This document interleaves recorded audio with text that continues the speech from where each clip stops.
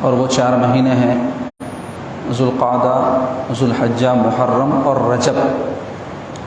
3 مہینے تو ایک ساتھ ہیں، ذوالقعدہ، ذوالحجہ، محرم، اور یہ جو رجب کا مہینہ ہے یہ ایک علیحدہ ہے۔ تو یہ حرمت والے مہینے کیا ہیں؟ حرمت والے مہینے وہ ہیں جو احترام والے مہینے ہیں، تعظیم والے مہینے ہیں، قدر والے مہینے ہیں۔ اور اس کی تاریخ یہ ہے کہ یہ مہینے زمانہ قدیم سے مقدس اور محترم سمجھے جاتے ہیں۔ پیارے آقا علیہ الصلوۃ والسلام کے زمانہ مبارکہ سے بھی پہلے ان مہینوں کا احترام کیا جاتا تھا۔ عرب میں لڑائی جھگڑا عام تھا، چھوٹی چھوٹی باتوں پر جہلا آپس میں لڑتے رہتے تھے، اور صدیوں تک ان کے بیچ میں لڑائیاں ہوتی رہتی تھیں، جنگیں ہوتی رہتی تھیں، خون خرابہ ہوتا رہتا تھا، جس کی وجہ سے سارے علاقے میں بدامنی پھیلی رہتی تھی۔ لیکن مکہ مکرمہ چونکہ وہ مقدس شہر ہے جس میں کعبۃ اللہ شریف ہے، اور ہر سال حج کے موقع پر بڑی تعداد زمانہ قدیم سے، حضور کے بھی زمانے سے پہلے، حضرت ابراہیم علیہ السلام کے بعد سے حج کے لیے آیا کرتی تھی۔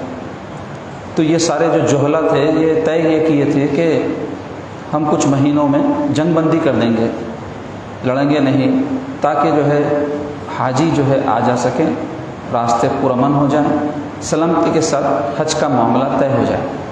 تو اس کے لیے زمانہ قدیم میں ذوالقعدہ، ذوالحجہ اور محرم جو حج کے مہینے ہیں، ان میں جنگیں بند ہو جاتی تھی، لڑائیاں نہیں ہوتی تھی، خون خرابہ نہیں ہوتا تھا، راستے پرامن ہو جاتے تھے تاکہ حجاج آ کر چلے جائیں۔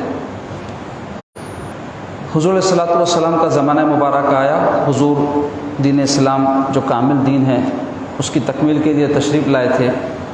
تو جو احکام اور شرائع سابقہ ادیان کے اللہ کے حکم سے باقی رکھنے تھے حضور نے باقی رکھے، اور جن چیزوں کو منسوخ کرنا تھا حضور نے منسوخ کیا، جو کچھ کے ہونا تھا ہوا، اور دین پورا ہو گیا۔ تو انہی چیزوں میں جو قدیم زمانے کے شرائع کو باقی رکھا گیا، ایک یہ بھی ہے کہ حرمت والے مہینوں کی حرمت کو قائم رکھا گیا۔ اب جنگ بندی وغیرہ کے بارے میں علماء کا اختلاف ہے کہ اب جو زمانہ ہے اس میں ایسے موقع پر جو حرمت والے مہینے ہیں جنگیں آ جائے تو کیا کرنا چاہیے، بعض کہتے ہیں نہیں کرنا چاہیے، بعض کہتے ہیں کرنا چاہیے، اختلاف ہے اس میں، وہ ایک الگ مسئلہ ہے۔ لیکن اس بات پر سب کا اتفاق ہے کہ یہ جو حرمت والے مہینے ہیں اس میں اس کی قدر کرنی چاہیے، اور اس کی قدر یہی ہے کہ اس میں عبادت کرنا چاہیے، رجوع اللہ ہونا چاہیے، اور عام جو دوسرے مہینے ہیں اس کے علاوہ کے ان سے زیادہ ان میں اہتمام کرنا چاہیے رجوع اللہ ہونے کے بارے میں۔ تو عزیزو، انہی مہینوں میں سے ایک ہے ماہ رجب المرجب، اور یہ مہینوں کے جو نام ہیں 12 مہینے اسلامی جو اکثر مسلمانوں کو یاد نہیں رہتے، اور یہ بڑی تحقیق کے بعد میں بات کہہ رہا ہوں۔ آپ اپنے بچوں کو بلا کے پوچھیں جنوری فروری فوری کہہ دیں گے، آپ پوچھیں محرم سفر کہتے ہیں کیا، دیکھ لو آپ، بچوں کو تو چھوڑو بڑے نہیں بول سکتے۔ تو کتنے افسوس کی بات ہے، ہمارے جتنے دین کے احکام ہیں سب یہ مہینوں کے اوپر ڈپینڈ ہے۔ رمضان کے ہم روزے رکھتے ہیں، تو رمضان معلوم رہنا، اب چونکہ سنا سنی معلوم ہو جاتا ہے، اس واسطے رمضان یاد رہ جاتا۔ ربیع الاول چونکہ حضور پاک صلی اللہ علیہ وسلم کی ولادت پاک کا مہینہ ہے، لوگ بوم پٹارا کرتے آ رہا مہینہ، اس واسطے معلوم ہو جاتا۔ ورنہ بیچ کے مہینے، پچھلا مہینہ جو گزرا جمادی الاخری یا جمادی الثانی، کس کو معلوم رہتا کون سا مہینہ تھا، اس سے پہلے کا کون سا مہینہ تھا، الٹا گیا تو نہیں بتا سکتے، بہت سے لوگ نہیں بتا سکتے۔ تو یہ اچھی بات نہیں ہے، یہ ہمارے مہینے ہیں، یعنی اسلام کے مہینے ہیں، اور ایک مسلمان کو زبانی ان کے نام یاد رہنے چاہیے، اور اس کے لیے 5-10 منٹ نہیں لگتے، تھوڑی سی محنت کر لیں تو یاد ہو جاتے۔ اور آسان کیا ہے، انٹرنیٹ کے اوپر موجود ہے اسلامک منتھس، بلکہ آپ ٹائپ کرو، آپ کے سامنے پورے مہینوں کے نام آ جاتے ہیں، رومن انگلش میں مل جاتے، آپ کو عربی میں مل جاتے، اردو میں مل جاتے۔ 5-10 منٹ روز دیکھ لیتے بھی رہے، یاد بھی نہیں کرتے، خالی دیکھتے رہے، یاد ہو جاتا۔ تو معلوم ہونا چاہیے۔ مختصر یہ کہ رجب کا مہینہ بڑا محترم مہینہ ہے، معظم مہینہ ہے، اور یہ رجب جو لفظ ہے یہ ترجیب سے نکلا ہے، اور ترجیب کے معنی عربی زبان میں تعظیم کے ہوتے ہیں، یعنی یہ وہ مہینہ ہے جس کی تعظیم کی جائے۔ تعظیم وہ تو پاؤں پڑنا ہے اس کے، اب مہینے کے تو پاؤں نہیں پڑ سکتے نا، تو کیا کرنا پھر؟ تعظیم بولے تو اس کی قدر کرنا، اور قدر کرنا وہ تو کیا کرنا؟ اس مہینے کو غنیمت جانتے ہوئے، یہ سمجھتے ہوئے کہ آئندہ رجب ملتا کہ نہیں کی، اللہ اللہ کر لینا، عبادت زیادہ کر لینا، تھوڑا نفل نماز ہر نماز کے ساتھ 2 رکعت پڑھ لیے، پھر جمعرات کو روزہ رکھ لیے، یا ایام 20 کے روزے رکھ لیے، یا ایسا کوئی بھی ایک موضوع بنا کے، یا صدقات کر دیے، خیرات کر دیے زیادہ، جو پچھلے مہینے نہیں کرے تھے یا جو بھی کرے تھے اس سے زیادہ، تو یہی تعظیم ہو جائے گی اس کی۔ احترام کس کا کرتے ہیں؟ ہم پوری دنیا کا کرتے کیا؟ جو قابل احترام ان کے ہی کرتے نا، والدین کا احترام کرتے، علماء کا کرتے جو نہیں کر رہے ہیں، اور یا بزرگ لوگوں کا کرتے، یا اپنے سے عمر میں کوئی بڑے ہیں ان کا احترام کرتے۔ ہمارے دین میں حسب مراتب ہر ایک کے ساتھ احترام کا معاملہ کرنا ہے۔ تو ایسے ہی اس کا احترام کیا ہے یہ مہینوں کا، جو محترم ہے، جو معظم ہے، جو مکرم ہے، کہ ان کے اندر کچھ خاص معاملہ کیا جائے دوسرے مہینوں کے بنسبت، تو اس لیے چاہیے کہ تھوڑا اہتمام کر لیں۔ تو ترجیب سے نکلا ہے تعظیم کے معنی، اور ایک اس کا جو رجب ہے اس کا معنی یہ بیان کیا گیا ہے کہ یہ مہینہ جو ہے کا نام رجب اس واسطے رکھے کہ رجب جنت میں ایک نہر ہے جس کا پانی دودھ سے زیادہ سفید، شہد سے زیادہ میٹھا اور برف سے زیادہ ٹھنڈا ہے۔ تو اس نہر سے قیامت کے بعد وہی شخص استفادہ کرے گا جو اس مہینے میں نفلی روزے رکھتا ہے۔ ایک روایت ایسی آئی۔ بہرحال ان باتوں سے مقصود یہ ہے، یا اس کے فضائل بیان کرنے سے مقصود یہ ہے کہ اس مہینے کی کچھ قدر کر لی جائے، اس کے اندر کچھ اچھے کام کر لیے جائیں، اللہ اللہ کر لیا جائے۔ تو عزیزان گرامی، تاریخی حوالے سے بھی اس مہینے میں بعض اہم واقعات ہوئے ہیں۔ انشاءاللہ تعالی ہم اس سلسلے میں آپ کو کچھ باتیں آج بتائیں گے، کیونکہ ایک مسلمان کو اسلامی تاریخ سے بھی واقفیت ہونا ضروری ہے، کیونکہ جو اپنے ماضی سے واقف نہیں ہوتے ان کا حال اور مستقبل کبھی نہیں سمجھ سکتا۔ مثلا دنیا میں آپ دیکھ لیں، ایک آدمی کاروبار کر رہا ہے تو وہ حساب کتاب کیوں رکھتا ہے؟ حساب کتاب سے نفع اور نقصان کا پتہ چلتا ہے، اور نفع اور نقصان ایک ماضی کی چیز ہوتی ہے، یعنی گزر گیا ایک کام ہو گیا، اس کے بعد میں اس میں فائدہ ہوا یا نقصان ہوا وہ دیکھتے ہیں خالی آپ۔ تو آپ اپنی تاریخ جب دیکھتے ہیں تو آپ کو نفع نقصان کا پتہ چلتا، تو آپ فوری دیکھتے نفع ہوا تو اس کو بڑھانا کیسا، نقصان ہوا تو اس کو گھٹانا کیسا۔ تو ایسے ہی ہماری جو اسلامی تاریخ ہے، جو ہسٹری ہے، اگر اس سے ہم واقف ہی نہیں ہوں گے تو اپنے بارے میں ہم کیا کرنا ہے آگے ہم کو پتہ نہیں ہوگا۔ تو آج آپ دیکھیں امت مسلمہ کا حال بڑا برا ہے۔ ہم ایک ایسی امت بن چکے ہیں جو زوال پذیر ہو رہی ہے، ایک ایسی امت بن چکے ہیں جو ٹھک پٹ رہی ہے اور رسوا اور ذلیل ہو رہی ہے۔ اس کے بہت سارے اسباب ہیں، اور اس میں سے ایک سبب یہ بھی ہے کہ جو قومیں زوال پذیر ہوتی ہیں وہ ایسی ہوتی ہیں کہ جو اپنے ماضی کو بھلا دیتی ہیں، اپنی تاریخ کو بھلا دیتی ہیں، اپنا گولڈن جو پیریڈ ہوتا ہے جس سے ان کو عروج نصیب ہوا تھا ان کے پاس کوئی قدر نہیں ہوتی۔ تو ایسی قومیں ہمیشہ نقصان اٹھاتی ہیں، تاریخ خود اس بات کی گواہ رہی ہے۔ تو مختصری عزیز ہو کہ یہ جو رجب کا مہینہ ہے اس میں جو اہم واقعات ہوئے اس میں سے ایک تاریخی واقعہ ہے سیرت النبی کے حوالے سے، ہجرت حبشہ کا واقعہ۔ ہجرت حبشہ کیا ہے؟ رسول پاک علیہ الصلوۃ والسلام اپنے عمر شریف کے 40ویں سال اعلان نبوت فرمائے، اللہ کے حکم سے لوگوں کو یہ بات بتلائے کہ میں اللہ کا نبی ہوں، دین حق کی طرف دعوت دیے۔ تو کفار مکہ حضور کے دشمن ہو گئے، اور جو لوگ مسلمان ہوئے ان کے بھی دشمن ہو گئے، اور ان کو ستانے لگے، ان کو ایذائیں پہنچانے لگے۔ تو یہ سلسلہ 4-5 سال تک شدت کے ساتھ جاری رہا۔ ابتدائے اعلان نبوت کے بعد 1-2 سال تک تو اسلام کو مخفی رکھا گیا، لیکن جب اللہ تعالیٰ کا حکم ہوا کہ آپ کھلم کھلا اسلام کا اعلان کیجئے تو اب کفار دشمن ہو گئے اور ستانے لگے۔ 2-3 سال بہت زیادہ ظلم مسلمانوں پر ہوا، تو حضور علیہ الصلوۃ والسلام نے کمزور قسم کے بعض مسلمانوں کو حکم دیا کہ وہ مکہ مکرمہ چھوڑ کر کوئی دوسرے پرامن مقام پر چلے جائیں۔ اور یہ دنیا میں ہمیشہ ہوتا ہے، آج بھی آپ دیکھیں اگر کہیں فساد ہوتا ہے، کوئی بستی اجاڑ دی جاتی ہے تو وہاں کے لوگ دوسرے شہر کو چلے جاتے ہیں، ایسی محفوظ جگہ چلے جاتے ہیں جہاں ان کا جان مال آبرو محفوظ رہے۔ تو ایسے حکم ہوا، حضور کو بھی حکم نہیں ہوا تھا، حضور صحابہ کو حکم دیے، تو تقریباً 20-25 کی تعداد، جس میں 4-6 عورتیں تھیں اور جو ہے 10-15 مرد تھے، وہ جو ہے نکلے اور ملک حبشہ جدہ سے قریب میں افریقہ کی طرف ایک ملک ہے جس کو آج کل ایتھوپیا کہتے ہیں، وہاں یہ ہجرت کی گئی، یہ نبوت کے اعلان کے 5ویں سال ہوئے. تو یہ جو ہجرت کا واقعہ ہے پہلی ہجرت کہلاتی ہے. اور ان ہجرت کرنے والوں کے قافلہ سالار تھے ذوالنورین سیدنا عثمان غنی رضی اللہ تعالیٰ. حضرت عثمان غنی کو ذوالنورین کیوں کہا جاتا ہے؟ اس لیے کہ آپ نے نبی کریم علیہ الصلوۃ والسلام کی 2 صاحبزادیوں سے عہد کیا تھا. تو حضور کی 2 صاحبزادیاں 2 نور، اور اس کو پانے والے حضرت عثمان، تو وہ ہوئے ذوالنورین، 2 نور والے. اور ان کو صاحب الحجرتین بھی کہتے ہیں. صاحب الحجرتین، صاحب دوست کو کہتے ہیں اصل میں، یا والے کو بھی کہتے ہیں. ہجرت ایک مقام کو چھوڑ کر دوسرے مقام کو جانا. ہجرتین 2 ہجرتیں. تو حضرت عثمان غنی رضی اللہ عنہ 2 ہجرتیں کیے. ایک ہجرت مکے سے حبشہ، پھر جب مدینے کی ہجرت کا حکم ہوا تو وہ حبشہ سے مدینے بھی ہجرت کی. اس واسطے آپ کو کہتے ہیں صاحب الحجرتین. تو حضرت عثمان غنی اس قافلے کے سالار تھے. خیر واقعات بہت زیادہ ہیں اس حوالے سے. ہجرت حبشہ کے حوالے سے بڑے سیرت کی کتابوں میں واقعات ملتے تفصیل سے. میرا مقصد اس کی تفصیل بیان کرنا نہیں ہے. تاریخی حوالے سے رجب کے مہینے میں چونکہ وہ ہجرت ہوئی، اس واسطے آپ کی معلومات کے لیے یہ بات میں بیان کیا. اس کے علاوہ اسی جو ہے مہینے میں نبوت کے 12ویں سال، اعلان نبوت کے 12ویں سال، اللہ تبارک و تعالیٰ نے اپنے محبوب محمد عربی صلی اللہ تعالیٰ علیہ وسلم کو معراج شریف عطا کی. 26ویں تاریخ تھی رجب کی، 27ویں رات اللہ تبارک و تعالیٰ نے حضور علیہ الصلوۃ والسلام کو مکہ مکرمہ سے مسجد اقصیٰ، پھر وہاں سے آسمانوں میں بلایا. وہاں حضور علیہ الصلوۃ والسلام کو جنت، دوزخ، برزخ کا مشاہدہ کرایا گیا.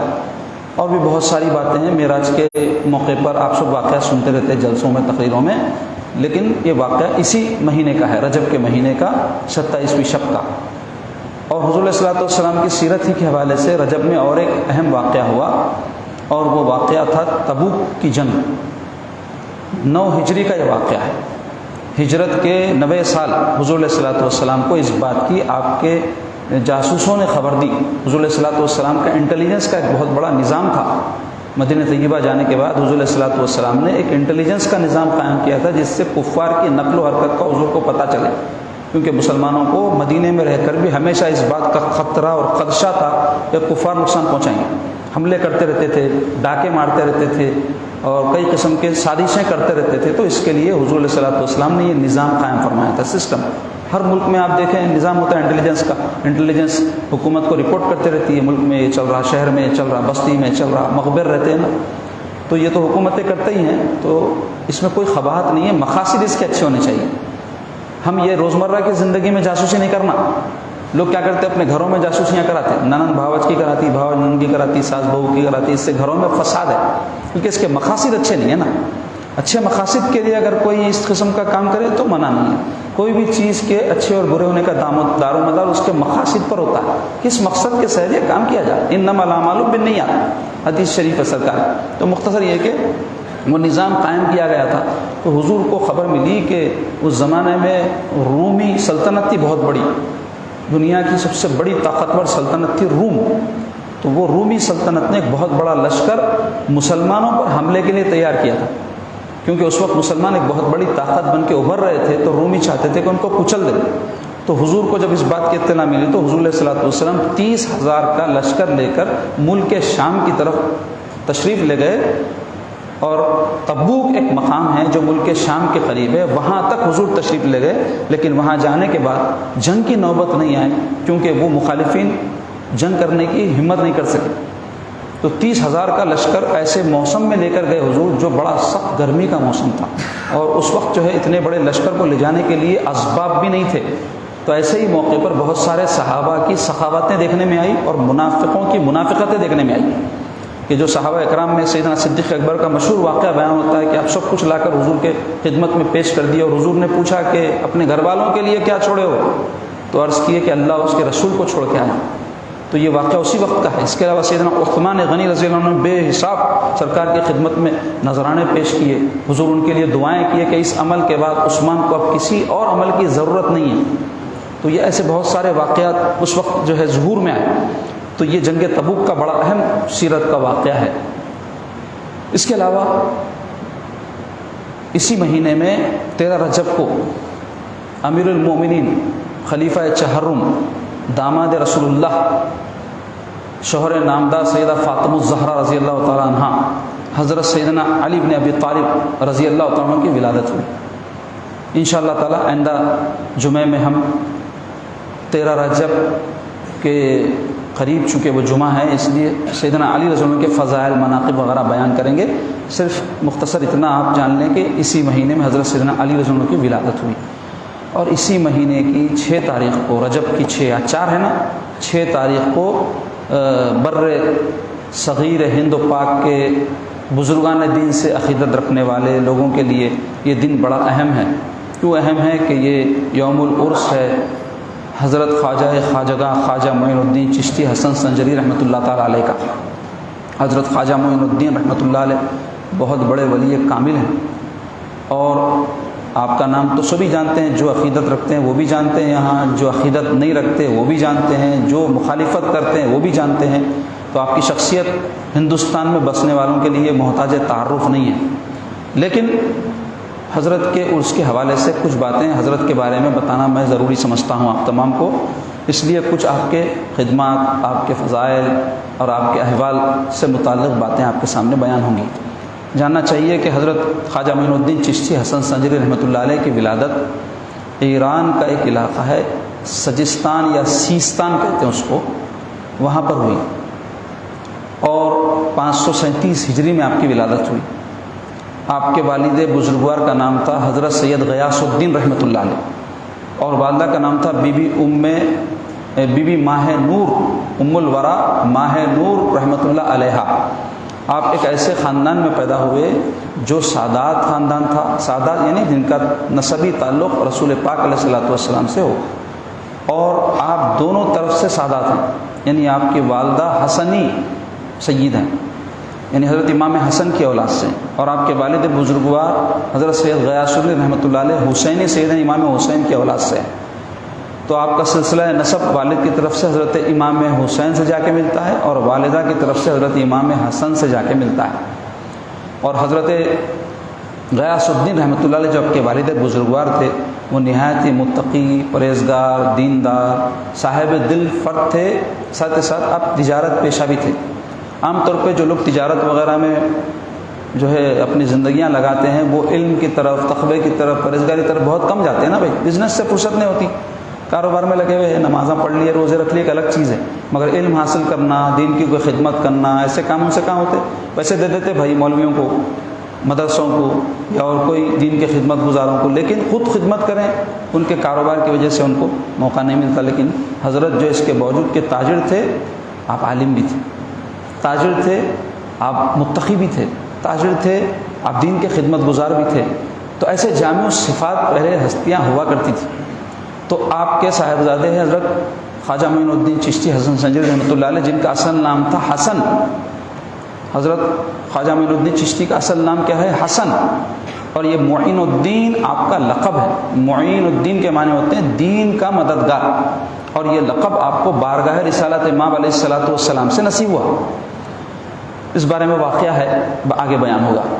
تو حضرت کی عمر شریف جب حضرت خواجہ معین الدین چشتی رحمۃ اللہ علیہ کی 12-14 سال کی تھی، اس وقت والد بزرگوار کا وصال ہوا ہے، اور والد چونکہ تاجر تھے اس لیے جائیداد وغیرہ چھوڑ کے آپ انتقال کیے۔ تو آپ کے ترکے میں، ترکہ بولے تو کوئی شخص مر جانے پر اس کی آل اولاد کو جو حصہ ملتا نا، اس کو ترکہ بولتے ہیں۔ اور ہمارے مسلمانوں میں شرعی اصول ہے، جیسے شرعی اصول ہے کیا ہے مسلمانوں میں؟ مرد کو طلاق کا اختیار ہے، بہت اچھا معلوم مردوں کو یہ، اس واسطے ہمیشہ تلوار لٹکاتے رہتے، چھوڑ دیتا ہوں، کاٹ دیتا ہوں، دے دیتا ہوں، نکال دیتا ہوں، یہ کرتے نا۔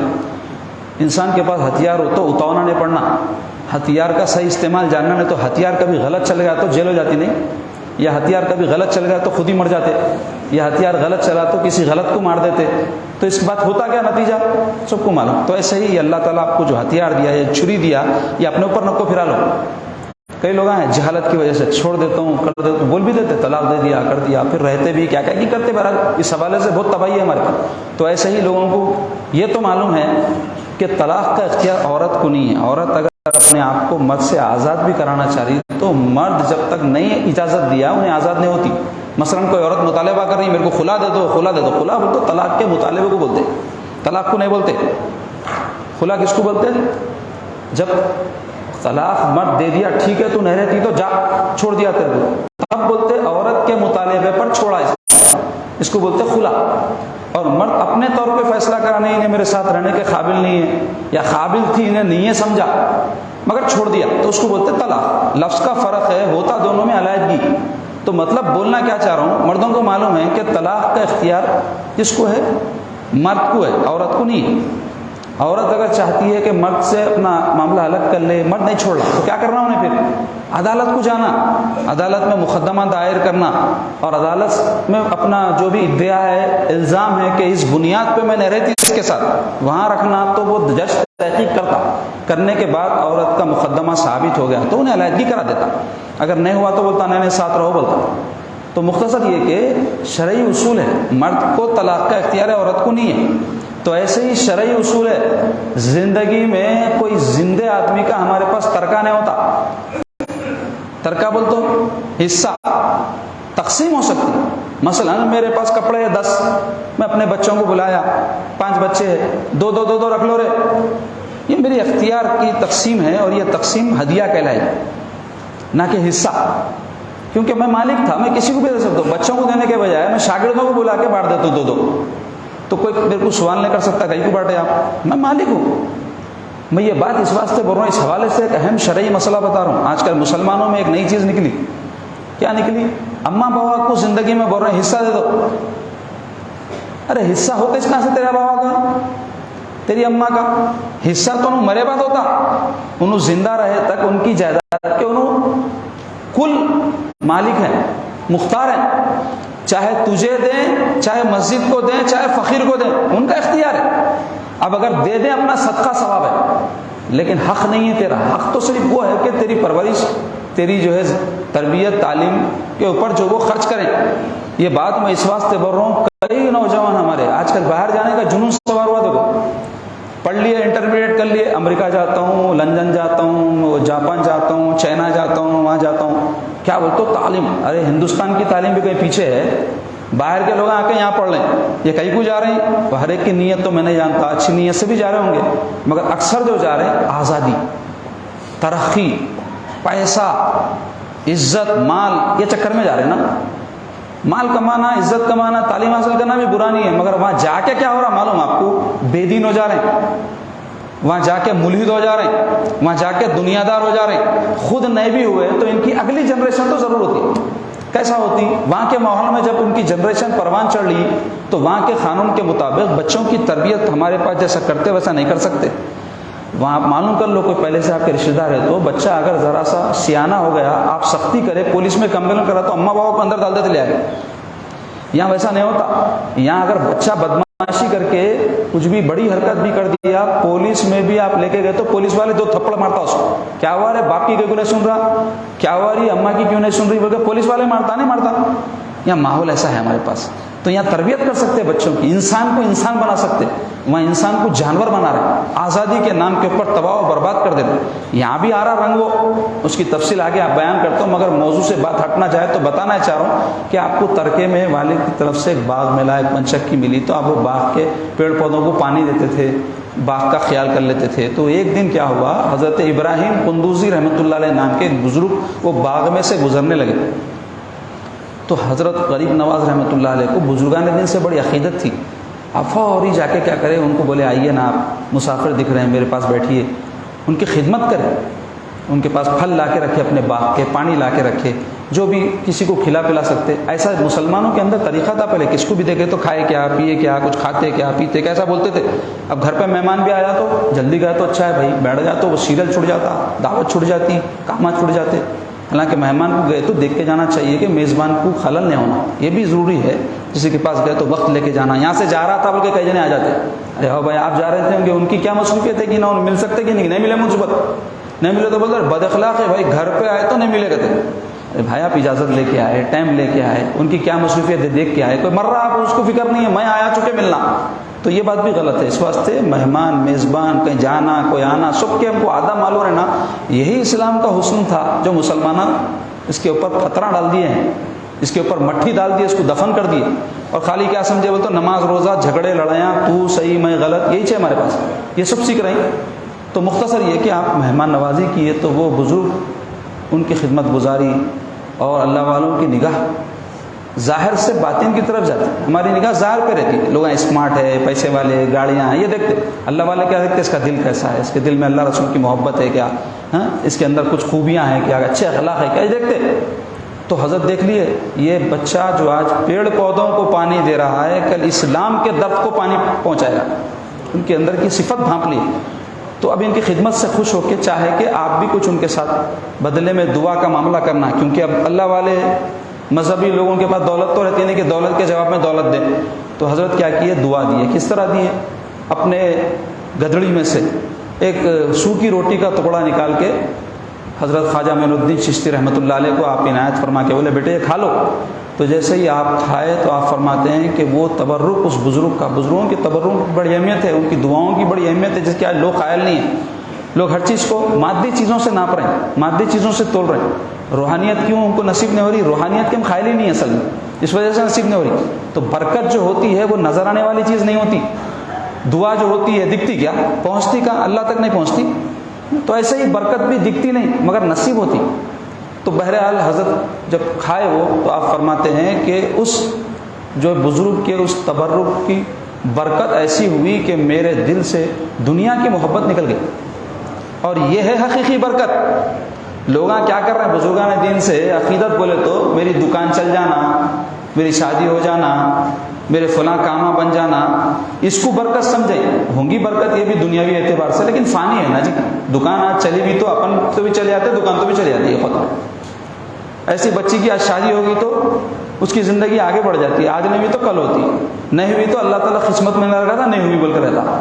لیکن یہ سب فانی چیزیں ہیں. اصل برکت کیا ہے, دل کا حال بدل جانا, آخرت کی طرف آدمی توجہ کرنا, اللہ تعالیٰ کے تقرب کی اس کی لگن لگ جانا, یہ اصل برکت ہے اللہ والوں کی, جو طلب ہی نہیں کر رہے ہیں بزرگان دین کے وسیلے سے. نہ ان سے اس بات کی طلب بندوں کو ہے کہ ان سے ہم کو یہ چیز نصیب ہو. تو وہ ایسی برکت ہوئی کہ آپ فرماتے دنیا کی محبت کے چراغ بجھ گئے, اللہ کی محبت کا چراغ دل میں جل گیا. فرمایا میرے.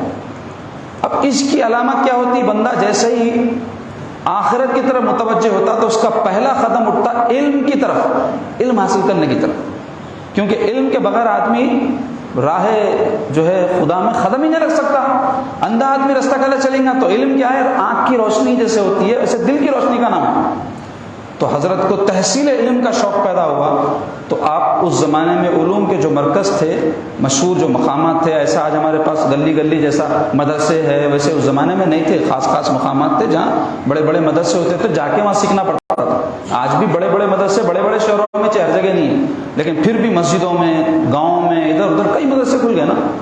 تو پہلے ایسا نہیں تھا. تو حضرت کیا کیے, سمرقند اور بخارا دو اس زمانے میں علوم کے مرکز تھے, وہاں تشریف لے گئے. 5 سال تک رہ کر وہاں بڑے بڑے علماء سے آپ تفسیر, حدیث, فقہ وغیرہ جو بھی علوم جو ہے اعلیٰ قسم کے علوم ہوتے ہیں وہ سب تحصیل کی اس. اب وہ علوم حاصل کرنے کے بعد اللہ تعالیٰ کے قرب کا جذبہ اور بڑھ جاتا, کیونکہ وہ علم ہے. علم سے علیم تک پہنچنا, خالی علم سے کچھ بھی نہیں ہوتا. علم کہاں سے آیا, علیم کے پاس سے آیا. تو کہ خالی علم میں پھنسے ہوئے رہتے, علیم تک جاتے نہیں جاتے. تو علیم تک جانے کا جذبہ حضرت میں پیدا ہوا, کیونکہ علم کا تیر دماغ پہ نہیں دل پہ لگا تھا. اب آج کل دماغ پہ لگ رہا, لگتے مناظرے شروع ہو جاتے, انہیں غلط انہیں صحیح. اور آج کل تو ایک نیا فتنہ نکلا, علماء کی بے عزتی کرو, علماء کی بے احترامی کرو, ان پر تنقیدیں کرو, ان کو نچلا دکھاؤ, ان کو گھٹیا بتاؤ. تو اس سے ہو رہا کیا, لوگ اس کے فتنے سے واقف نہیں ہیں. اس سے یہ ہو رہا ہے کہ ہماری نوجوان نسل دین سے دور ہو جائے.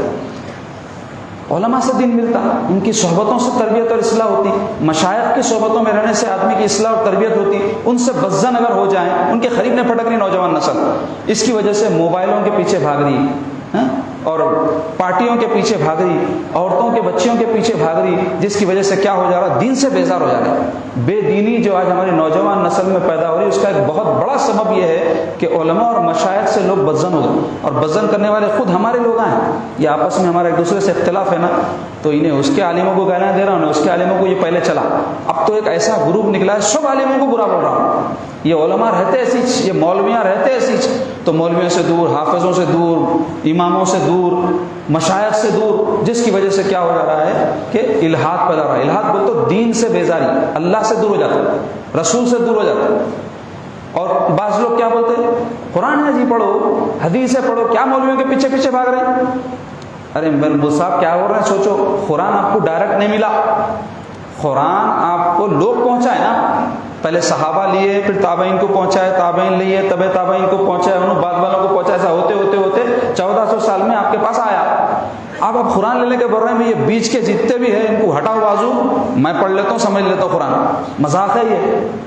جو لوگوں سے قرآن ملا ان پہ اعتماد نہیں آپ کو، جن لوگوں سے حدیث ملی ان کی عقیدت نہیں دل میں آپ کے، اور آپ پر میں حدیث پڑھتا ہوں۔ امام بخاری کی حدیث شریف کی کتاب ہے بخاری شریف، امام مسلم کی ہے، امام ترمذی کی ہے، یہ سب افراد ہیں نا، شخصیتیں ہیں نا، ان کے نام سے کتابیں مشہور ہیں نا، تو ان کی کتاب پڑھ رہے ہیں، ان کی حدیث ہے، انہوں لکھے، ایسا لکھے، سب پڑھ رہے ہیں، ان کی عقیدت اس لیے دل میں، ان سے محبت ہی نہیں ہے، ان کا احترام ہی نہیں ہے، نہ اپنے زمانے کے کوئی عالم کا، نہ کوئی مولوی کا لوگ احترام کرتے تھے، اپنے بڑوں کا احترام نہیں ہے، ماں باپ کا احترام نہیں کر رہے ہیں، بزرگ کوئی عمر میں ہوتا تو اس کا احترام کرتے تھے لوگ، ان کا احترام نہیں کر رہے ہیں۔ آج دیکھو آپ نوجوان نسل کا کیا حال ہے، تو ان کی بربادی کی ایک بہت بڑی وجہ یہ بن رہی ہے کہ علماء سے بیزار ہے، مشائخ سے بیزار ہے، اہل علم دوست لوگوں سے بیزار ہے، جس کی وجہ سے دین سے بیزار ہو رہا ہے، بے دین ہو جا رہے ہیں، ملحد ہو جا رہے ہیں، اور گستاخ ہو جا رہے ہیں، بے ادب ہو جا رہے ہیں۔ تو جو بھی لوگ اہل اللہ کا، صوفیاء کا، اہل علم کا، اہل تقویٰ کا، صالحین کا احترام کرتے ہیں، وہی لوگ جو ہے اللہ اس کے رسول کا قرب پاتے ہیں۔ یاد رکھو، بغیر اللہ والوں کے اللہ کا راستہ نہیں ملتا، اللہ والوں کے تعلق، ان سے عقیدت و محبت کے بغیر کوئی اللہ کا راستہ نہیں حاصل کر سکتا، یہ بات طے ہے۔ صحابہ اکرام اللہ تعالیٰ تک کیسے پہنچے؟ قرآن سے پہنچے، صاحب قرآن سے پہنچے، حضور پاک صلی اللہ علیہ وسلم کی محبت، حضور پر ان کا اعتماد ہونے سے قرآن کو اللہ کی کتاب مانے۔ اگر حضور پر ان کا ایمان نہیں ہوتا تو خالی قرآن لے لیتے تھے نا، نہیں لیے، حضور کو کبھی نہیں چھوڑے لوگ۔ ایسے ہی تابعین کو تابعی کیوں بولتے؟ اس واسطے بولتے کہ صحابہ کرام سے عقیدت رکھتے تھے، ان کی صحبتوں میں بیٹھے، ان سے استفادہ کیے، اس واسطے ان کو تابعی بولے۔ قرآن حدیث کے عالم کو تابعی نہیں بولتے، صحابہ کے صحبت یافتہ کو تابعی بولتے۔ یہ بات بڑی نازک ہے، سمجھنے کی ضرورت ہے۔ تو بہرحال عزیزو، حضرت خواجہ معین الدین چشتی سنجری رحمۃ اللہ علیہ شیخ کامل کی تلاش میں حضرت سیدنا عثمان ہارونی رحمۃ اللہ علیہ، جو اپنے زمانے کے بہت بڑے شیخ کامل تھے، ان کی خدمت میں پہنچے، اور ان کی خدمت میں رہ کر کے روحانی جو بھی مجاہدات ہیں، تزکیہ نفس کے مراحل ہیں، اس کو کئی برس تک رہ کے طے کرے۔ پھر وہاں سے آپ سیر و سیاحت کرتے ہوئے مختلف مقامات پہ بزرگان دین سے نیاز حاصل کرتے ہوئے جب مکہ مکرمہ مدینہ طیبہ پہنچے، مناسک حج ادا کیے، اس کے بعد پیارے آقا علیہ الصلوۃ والسلام کے روضے پر پہنچے، تو حضرت عثمان ہارونی جو شیخ ہیں حضرت خواجہ معین الدین چشتی غریب نواز رحمۃ اللہ علیہ کے، وہ ان کو حضور کی بارگاہ میں پیش کیے، تو آپ حضور کی بارگاہ میں سلام عرض کیے، السلام علیکم یا سید المرسلین، تو جواب آیا وعلیکم السلام یا معین الدین، اے میرے دین کے معین۔ پھر حکم ہوا بارگاہ رسالت سے کہ ہند کی سرزمین پر جا اور وہاں کفر کی تاریکی پھیلی ہوئی اسلام کے نور سے اس کو منور کر۔ تو با حکم رسول پاک صلی اللہ علیہ وسلم آپ پھر وہاں سے نکل کر کے مختلف ممالک کا سفر طے کرتے ہوئے سرزمین ہندوستان پر تشریف لائے، اور یہاں پر اجمیر کو اپنا مرکز بنایا۔ اور اس زمانے میں ایسا کفرستان تھا جناب کہ انگلیوں پر لوگوں کو گن سکتے تھے جو ہدایت یافتہ ہے، باقی سارا ہندوستان کفرستان، اور پھر کوئی ذرائع نہیں آج کل جیسا ہے۔ اب کوئی مسلمان کو مارا، چار کچھ بھی نہیں بولے تو ایک تو بھی اٹھ کے کچھ بول سکتا نا، اتنے مسلمان آئے یہاں۔ اس زمانے میں کون تھا؟ کوئی اچھا برا ہوا تو کون مدد کرنے والا ہے؟ پورے دشمن۔ اور پھر توحید کے تو بالکل منکر، بتوں کو پوجنے والے، شراب پینے والے، زنا کرنے والے، عیاشی میں مبتلا۔ عیاش آدمی جلدی دین کی طرف نہیں آتا، مگر اللہ تعالیٰ آپ کو ایسا نور باطن، ایسا نور ولایت عطا فرمایا تھا کہ آپ اپنے جو ہے قوت باطنی سے اور ولایت کے نور سے لوگوں کے دلوں کے اندر ایسا گھر کیے، 1 2 نہیں، 100 200 نہیں، ہزاروں نہیں، لاکھوں لوگ آپ کے زمانے میں مسلمان، نہ صرف آپ کے زمانے میں بلکہ آپ کے بعد آپ کے خلفاء میں حضرت قطب الدین بختیار کاکی رحمۃ اللہ علیہ، پھر ان کے جو ہے خلیفہ حضرت فرید الدین گنج شکر ہے، پھر ان کے خلیفہ حضرت نظام الدین محبوب الہی دہلوی رحمۃ اللہ علیہ، پھر ان کے حضرت نصیر الدین شراغ دہلوی رحمۃ اللہ علیہ، پھر ان کے خلیفہ حضرت سید محمد بندہ نواز گیسو دراز جو گلبرگے میں وہ ہیں۔ تو یہ سارے بزرگان دین اپنے اپنے زمانے میں کڑی ہے پوری سلسلے کی، دین اسلام کی خدمت انجام دی، لاکھوں بندگان خدا کو دین اسلام سے جوڑے۔ اور اب آج کیا ہو گیا، انٹرنیٹ ہو گیا، معلومات بہت ہو گئے لوگوں کو، ادھر کے ادھر کا کچرا وچرا سب جمع ہو گیا، وہ لے لے کے یہ سب بزرگان دین کو بازو ہٹا دے رہے، بول رہے ہم سمجھ گئے دین، ہم تو سب معلوم، کسی کی ضرورت نہیں ہے، قرآن ہے، حدیث ہے۔ قرآن حدیث ہر زمانے میں رہا، قرآن حدیث کیا ڈائریکٹ پہنچ گیا ہے، اہل اللہ پہنچا ہے، اور آپ کا قرآن آپ کی حدیث کو غیر مسلم پڑھتا جی دیے بھی تو نہیں پڑھتا ہوں۔ مثال کے طور پہ آپ کو کوئی رامائن دیا، پڑھتے آپ، لے آ کے بازو ڈال دیتے، کئی جنے تو بے حرمتی بھی کر دیتے ہوں گے، کیونکہ ہمارے پاس حرمت ہی نہیں ہے اس کی، تو بے حرمتی کیا سمجھیں گے اس کو۔ کوئی اور مذہبی کتاب دیے تو بازو ڈال دیتے، لے آ کے پڑھتے بھی نہیں، کیونکہ ہم سمجھتے قرآن ہمارے اللہ کی کتاب ہے، باقی سب باطل چیزیں۔ تو جیسے آپ سمجھتے وہ لوگ بھی ایسے ہی سمجھتے قرآن کو، انہیں بھی نہیں دیکھتا، تو پھر اسلام کیسا پہنا؟ قرآن تو آج چھپ رہے ہیں، آج بٹ رہے ہیں، اس زمانے میں کہاں تھے قرآن کے نسخے؟ ہزاروں لاکھوں کاپیاں، کچھ بھی نہیں تھے، یہ چلتے پھرتے قرآن تھا۔ یہ ان کی زندگیاں، ان کے اخلاق، ان کا کردار، ان کی روحانیت، ان کی للہیت ایسی تھی کہ لوگ دیکھ کے بولتے تھے بھائی کون ہے یہ لوگ، ہم بھی تو ان کے جیسے انسان ہیں، ان کے اندر کیا خاص بات ہے، دیکھو متاثر ہو جاتے تھے، تو اپنی شخصیتوں سے متاثر کر کے دین اسلام کی طرف لائے۔ آج ہمارے جیسے لوگوں کو دیکھ کے لوگ سمجھ رہے ہیں یہ لوگ ان کی عقیدت مند ہیں، وہ لوگ بھی ایسے ہوں گے، ایسا ہرگز نہیں ہے، ہم بہت برے ہیں، ہم قطعی ان کے راستے اور طریقے پر نہیں ہیں، وہ اللہ والے اللہ کے رسول کے راستے پر تھے، سچے مخلص تھے، اس واسطے ان کے کردار سے، ان کے اعمال سے لوگوں کے دل بدل جاتے تھے، لوگوں کی کیفیتیں بدل جاتی تھیں۔ مگر اب ویسا تلاش کرتے بڑھیں گے تو پھر قیامت تک ہدایت نہیں ملتی۔ جو بھی آج ہے نا علماء ہے، مشائخ، غنیمت سمجھو، ہر طبقے میں اچھے برے لوگ رہتے، اب اگر علماء میں مشائخ میں کوئی ایسی ویسی حرکت کیا تو پورے طبقے کو برا مت سمجھو۔ ہم کو ضرورت ہے اہل علم لوگوں کی، ہم کو ضرورت ہے مشائخ کی، ہم کو ضرورت ہے نیک لوگوں صالحین کی، ان کی صحبتوں کو مضبوط پکڑو، بغیر اس کے اللہ رسول کا قرب حاصل نہیں ہو سکتا۔ طبیعتوں میں دیکھو وحشت ہے، لوگوں کی تکبر ہے، بے چین ہے، انسانیت تڑپ رہی ہے، اس کی وجہ کیا ہے؟ صحبتیں نہیں ہے بھی تو لوگ بیٹھنا نہیں چاہ رہے، مادیت پرستی، فضولیات، خرافات، کھانے پینے میں، دعوتوں میں، اس میں ہماری زندگیاں لگی ہوئی ہے، اس واسطے سکون نہیں مل رہا۔ مادی چیزوں سے انسان جتنا قریب ہوتا نا، یاد رکھو اتنی وحشت طبیعت میں پیدا ہوتا، اور روحانی چیزوں سے جتنا قریب ہوتا اتنی تسکین طبیعت میں پیدا ہوتا۔ تو سکون کی تلاش میں مارے مارے پھر رہے ہیں، لیکن سکون کا راستہ اختیار نہیں کر رہے ہیں۔ تو ضرورت ہے کہ نیک لوگ، اہل علم، اللہ والے، کم از کم اپنے گھر کے بزرگوں کے ساتھ تو ہی بیٹھو، جو زندگی کا تجربہ رکھتے، کچھ بھی اچھے 2-4 باتیں ان سے سننے کو ملتے۔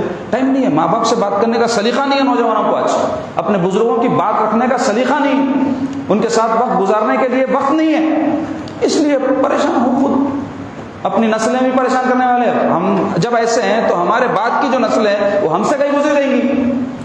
لازمی بات ہے کہ ہم جب پہلے جیسے نہیں ہیں تو بعد والے ہم سے اور گئے گزرے رہیں گے، تو ہمارے اوپر ہے ہم سدھرے تو ان کو سدھار سکتے۔ اپنی نوجوان نسل کو بھی علماء کے پاس لے جاؤ، مشائخ کے پاس لے جاؤ، اچھی محفلوں میں لے جاؤ، اچھی مجلسوں میں لے جاؤ، بزرگان دین کے بارگاہوں پہ لے جاؤ، عقیدے کی حفاظت بھی ہوگی، بزرگوں کے فیض سے جو ہے فیض یاب بھی ہوں گے، دنیا آخرت دونوں سنورے گی۔ اللہ پاک ہم سب کو نیک توفیق عطا فرمائے۔ اے اللہ ہم کو حضور پاک صلی اللہ علیہ وسلم سے، اہل بیت اطہار سے، صحابہ کرام، صالحین، صوفیاء، علماء سے عقیدت و محبت نصیب فرمائیے، ان کے طریقے پر زندگی گزارنے کی توفیق نصیب فرمائیے۔ بالخصوص ہند کے ولی حضرت سیدنا خواجہ معین الدین چشتی غریب نواز رحمۃ اللہ علیہ کی عقیدت ہمارے دلوں میں پیدا فرمائیے، اور انہوں نے تبلیغ دین کا جو فریضہ انجام دیا ہے ان کے نقش قدم پہ چلتے ہوئے ہمارے برادران وطن کو بھی ہم اپنے کردار کے ذریعے، اپنے اخلاق کے ذریعے دین اسلام کی طرف لے آئیں۔ ہم کو اس بات کی توفیق نصیب فرمائیے برحمتک یا ارحم الراحمین، والحمد للہ رب العالمین۔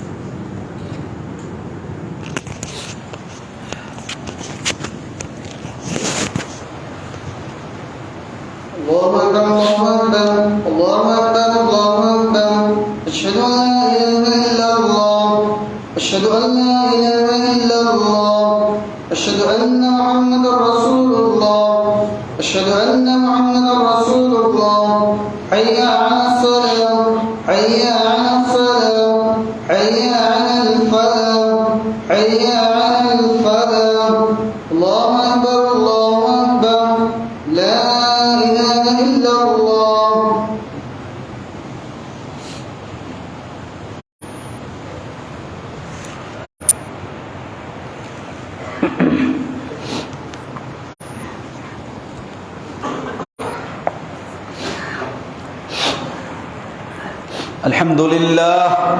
الحمد لله على ما أنعم الذي أوجد الأشياء من العدم وعلم الإنسان ما لم يعلم ونشهد أن لا إله إلا الله وحده لا شريك له الأعز الأكرم ونشهد أن سيدنا ومولانا محمدا عبده ورسوله سيد العرب والعجم صلى الله تعالى عليه وعلى آله وصحبه وبارك وسلم.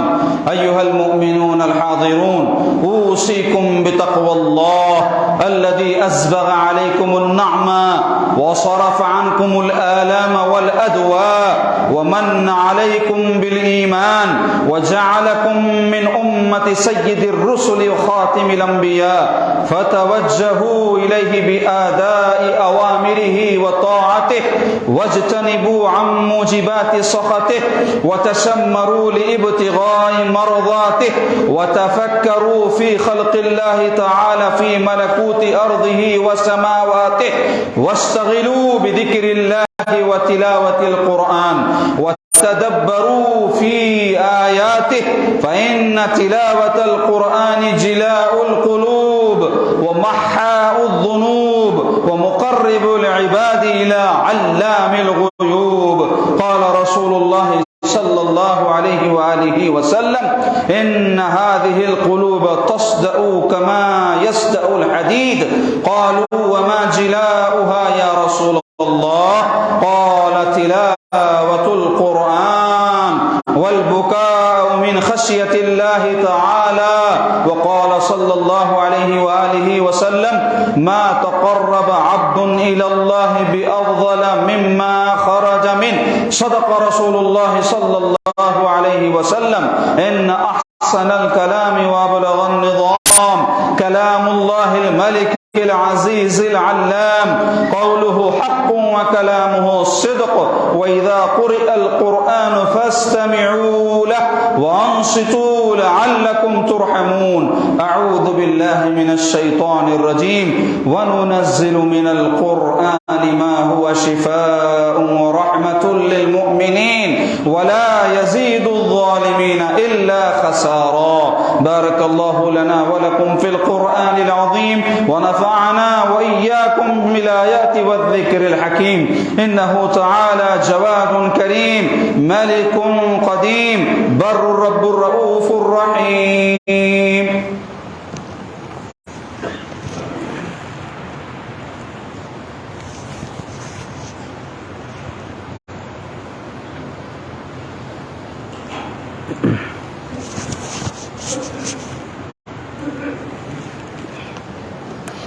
الحمد لله حمدا كثيرا كما أمر.